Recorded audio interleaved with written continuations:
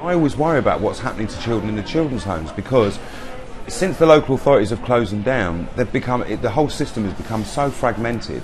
I can't keep in touch with some of the kids that I'm looking after in care because they move them willy-nilly all over the place, and something has to be done. I think we should know what's going on with kids in care and looked after children, because they're being looked after but they're not being cared for. I grew up in a children's home. I was very lucky. I spent 10 years in one children's home, which was great, and then after that I did move about a bit, but if I hadn't have had those 10 years in that one children's home, I imagine that my life would have been much, much different. You know, it was really important to have that stability up to the age of 10 for me.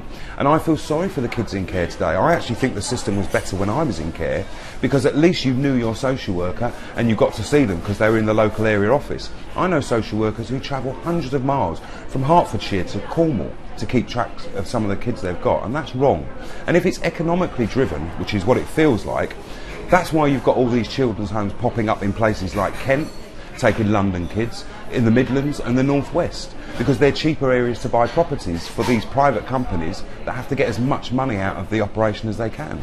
Because we've shut all of the local authority children's homes, we now have to rely on the private sector, and what happens is they get a child that comes into care and they can slap lots of labels on that child and they get more money.